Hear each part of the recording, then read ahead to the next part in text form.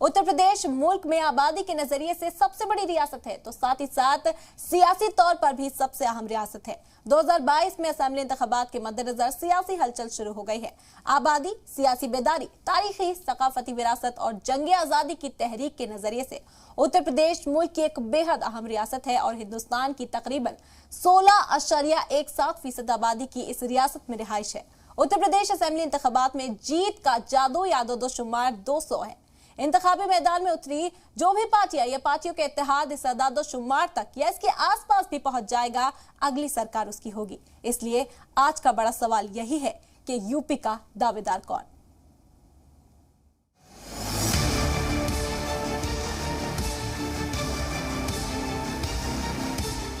क्या सपा रहती बनाती, क्या ओवैसी रहते तो क्या मंदिर बनाते।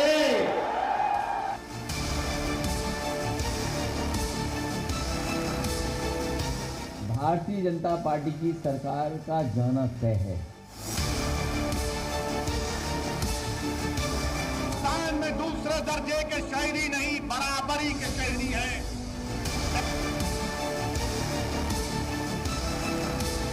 रुकिए मत, डरिए मत, आगे बढ़ना है, मजबूती से बढ़ना है और चुनाव को जीतना है।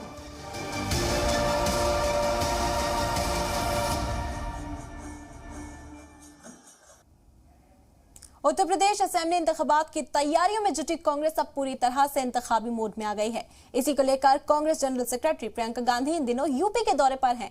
उसके साथ ही अपने अगले यूपी के दौरे के दौरान वो हफ्ते के 5 दिन लखनऊ में रहकर इंतखाबी तैयारियों पर नजर रखेंगी। वहीं पीर से जुमे तक लखनऊ में ही रहेंगी। इसका इशारा उन्होंने खुद कांग्रेस की रियासती दफ्तर में सलाहकार मीटिंग में दिया। आपको बता दें कि प्रियंका गांधी लखनऊ में एक एक कर सभी मोर्चे और कमेटियों के अरकान से मुलाकात कर रही हैं। प्रतिज्ञा यात्रा के साथ ही प्रियंका गांधी असेंबली हलकों के इंतखाबी जोड़तोड़, मकामी इंतखाबी मुद्दों पर भी पूरा जोर दे रही हैं।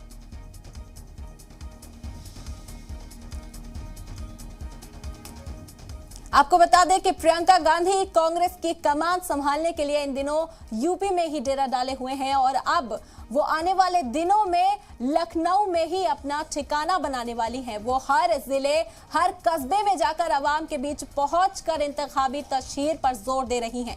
इसी को लेकर कांग्रेस की जनरल सेक्रेटरी प्रियंका गांधी आपको बता दें कि मुसलसल यूपी के दौरे पर हैं और वो इस बीच आवाम से राब्ता कायम कर उनकी परेशानियों को हल करने की कोशिश कर रही हैं और कांग्रेस को आवाम के बीच पहुंचाने की कोशिश कर रही हैं।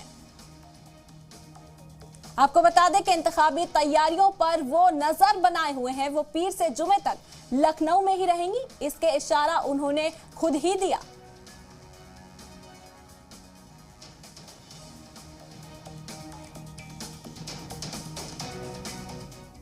लखनऊ में कांग्रेस स्क्रीनिंग कमेटी की प्रेस कॉन्फ्रेंस में किसानों और कोरोना समेत कई मुद्दों को उठाया गया। इसके साथ ही कहा कि मनीष गुप्ता मामले में मुतासिर कुनबे के साथ कांग्रेस खड़ी है।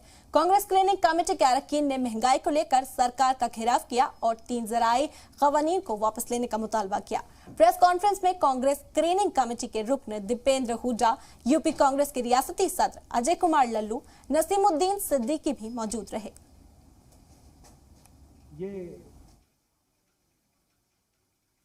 जो स्वर्गीय मनीष गुप्ता प्रकरण में भी दिखाई दिया, तो इस पे हम उस परिवार के साथ हैं। ईश्वर उस परिवार को शक्ति दे इस दुख को सहने की। किसान की परिस्थिति और किसान के साथ तो एक बहुत बड़ा धोखा, चाहे वो केंद्र की सरकार हो चाहे उत्तर प्रदेश की सरकार हो, एक जो बहुत बड़ा धोखा हुआ है केंद्र सरकार के कार्यकाल में और प्रदेश सरकार के कार्यकाल में। कई गांव में ऐसी परिस्थितियां हैं कि अगर 10 लोगों का लोग बताएंगे कि 10 मौत हुई है, 10 लोगों की मृत्यु कोरोना की वजह से हुई है, मगर उनमें से एक ही का रिकॉर्ड सरकारी रिकॉर्ड में पाया जा रहा है। लखनऊ में कांग्रेस की जनरल सेक्रेटरी प्रियंका गांधी ने सोशल मीडिया महकमे से बातचीत की और कहा कि सोशल मीडिया के वॉरियर्स पूरी ताकत से बीजेपी सरकार के झूठ का पर्दाफाश कर रहे हैं। प्रियंका ने कहा कि सोशल मीडिया टीम की दमदार मौजूदगी से यूपी में कांग्रेस पार्टी तब्दीली की एक अहम आवाज बनकर उभरी है। आपको बता दें कि मुसलसल कांग्रेस अपनी सियासी जमीन तैयार करने में जुटी है, जिसको लेकर प्रियंका गांधी तरह तरह के दांव खेल रही हैं। अब लखनऊ में कांग्रेस की जनरल सेक्रेटरी प्रियंका गांधी ने सोशल मीडिया महकमे से बातचीत की और उन्होंने कहा है कि सोशल मीडिया के जो वॉरियर्स हैं वो पूरी ताकत से बीजेपी सरकार के झूठ का पर्दाफाश कर रहे हैं। मुसलसल प्रियंका गांधी सरकार को घेरने की कोशिश में है। प्रियंका गांधी ने इस दौरान कहा कि सोशल मीडिया पर जो झूठ फैलाया जा रहा है उसका इंकशाफ मुसलसल जो सोशल मीडिया वॉरियर्स हैं वो कर रहे हैं और उनकी तारीफ भी की। इस दौरान उन्होंने प्रियंका ने कहा है कि सोशल मीडिया की टीम की दमदार मौजूदगी से यूपी में कांग्रेस पार्टी में तब्दीली आएगी और कांग्रेस अब आवाम की अहम आवाज बनकर सामने भी आएगी। उत्तर प्रदेश में आइंदा असेंबली इंतखाबात से कबल सियासी बयानबाजी के दौर तेज हो गए हैं। यूपी में इंतखाबी मैदान में ताल ठोक रहे हैदराबाद के रुकने पार्लियामेंट और ऑल इंडिया मजलिस इत्तेहादुल मुस्लिमीन के चीफ असदुद्दीन ओवैसी भी तैयारियों में जोर शोर से जुटे हुए हैं। ओवैसी ने कोरोना बहरान की दूसरी लहर में सियासत में पानी और तैरती लाशों का मुद्दा उठाते हुए वजीर आजम नरेंद्र मोदी और यूपी के वजीर आला योगी आदित्यनाथ पर निशाना साधा। हम तराजू का वो पल्ला है कि जिसका साथ देंगे वो तख्त पर बैठ जाएगा, हम जिसका साथ छोड़ देंगे वो तख्ते पर लेट जाएगा इंशाअल्लाह।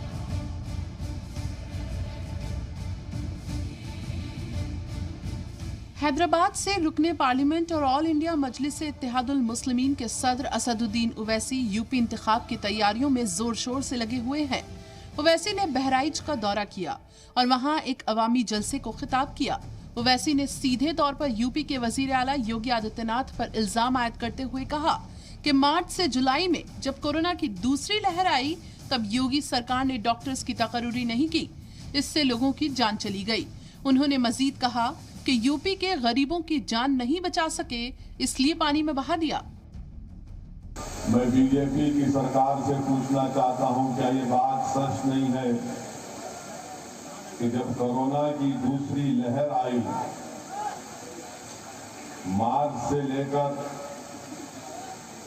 जुलाई तक उत्तर प्रदेश में लोग ऑक्सीजन के लिए तड़प रहे थे, तो योगी आदित्यनाथ की सरकार ऑक्सीजन फराहम करने में नाकाम साबित हुई।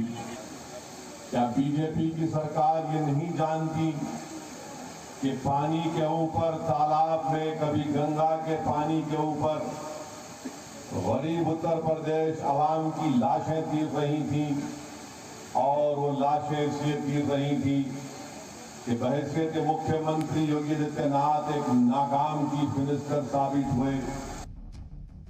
साथ ही ओवैसी ने वजीर आजम नरेंद्र मोदी के सेंट्रल विस्टा साइट का दौरा करने पर भी सवाल उठाते हुए पूछा, वजीर आजम मोदी अमेरिका से आते ही सेंट्रल विस्टा तो पहुंच गए, लेकिन जब कोरोना बहरान के दौरान लाशें बहीं तब कहां थे? प्रधानमंत्री अमेरिका के दौरे से वापिस जैसा ही उतरे, रात में 8:45 पर पार्लियामेंट की नई बिल्डिंग को देखने चले गए और जाकर बड़ा तफसीली मायना किया, घूर कर देखा बिल्डिंग कितनी बड़ी बन रही है, क्या काम हो रहा है। वहां पर पार्लियामेंट की बिल्डिंग पर काम करने वाले मजदूरों से बात की, मगर हम देश के प्रधानमंत्री से पूछना चाहते हैं, जब उत्तर प्रदेश में गरीब आवाम की लाशें पानी पर गिर रही थी, जब उत्तर प्रदेश के अस्पतालों में इलाज के लिए बेड नहीं मिल रहा था, जब उत्तर प्रदेश में गरीब मर रहा था घुट कर, प्रधानमंत्री नहीं आए देखने के लिए क्या हो रहा है, कैसे हो रहा है।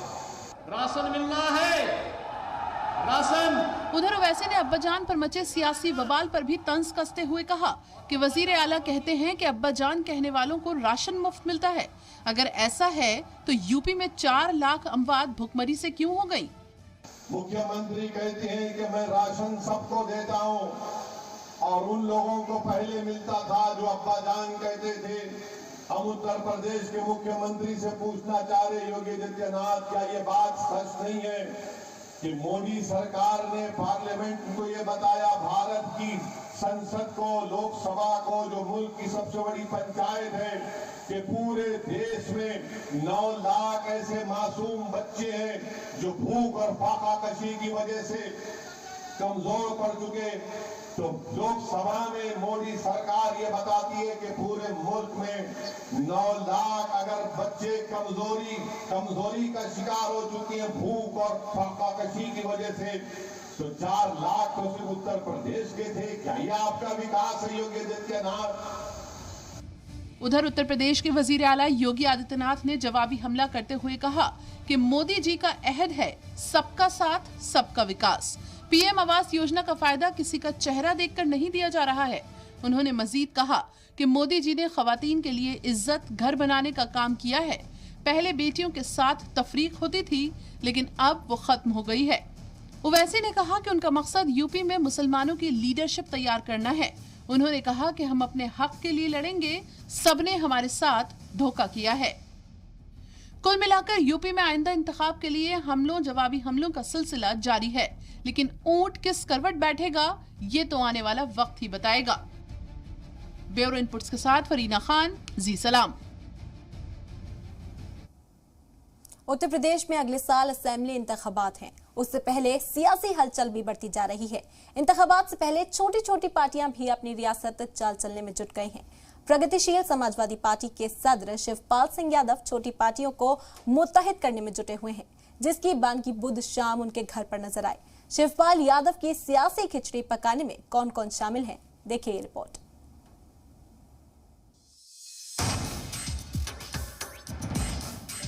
ये तस्वीर बुध शाम की है। प्रगतिशील समाजवादी पार्टी के सरबराह शिवपाल यादव के घर पर जुटे हैदराबाद से रुकन पार्लियामेंट और AIMIM सदर असदुद्दीन ओवैसी और सुहेलदेव भारतीय समाज पार्टी के सदर ओम प्रकाश राजभर के बीच करीब 1 घंटे तक मीटिंग चली। इस मीटिंग में उनके साथ आजाद समाज पार्टी के सरबराह चंद्रशेखर आजाद रावण भी मौजूद थे।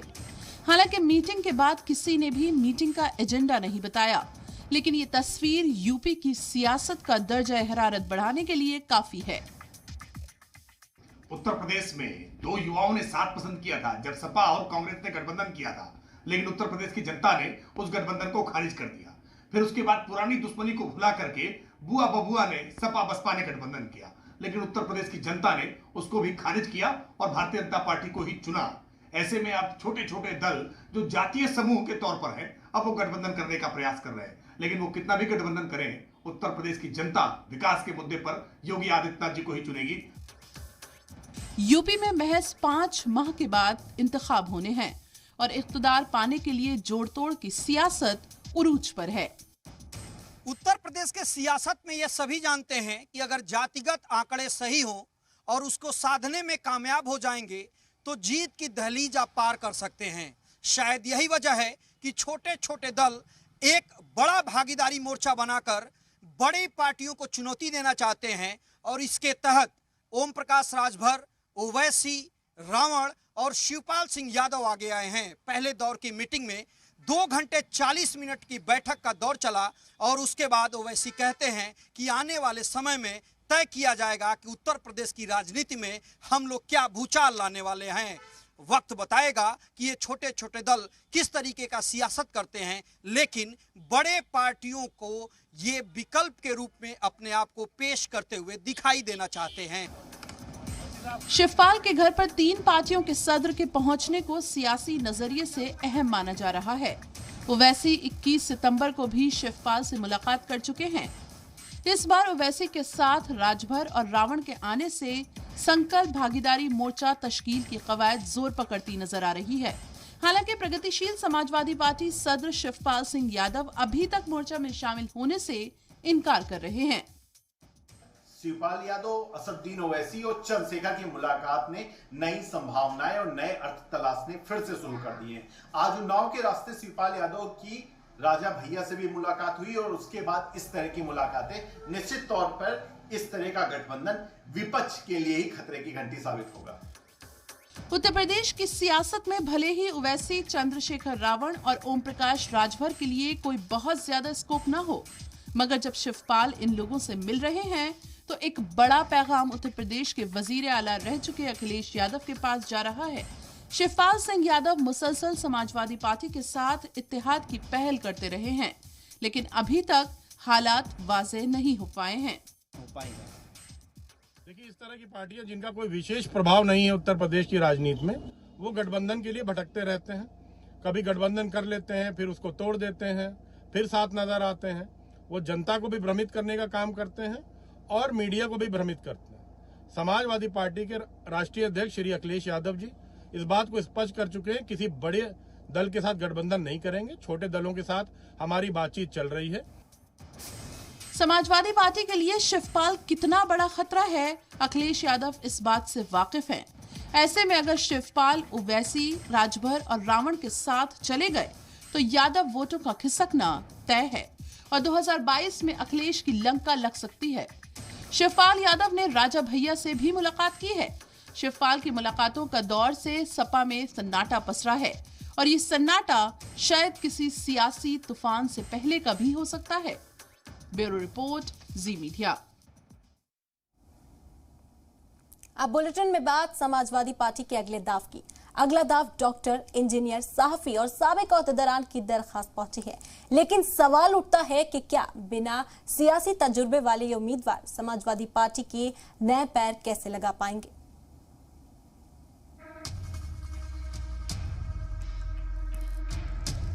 कोई डॉक्टर है तो कोई इंजीनियर तो कोई सहाफी, ये सब समाजवादी पार्टी के उम्मीदवार हैं।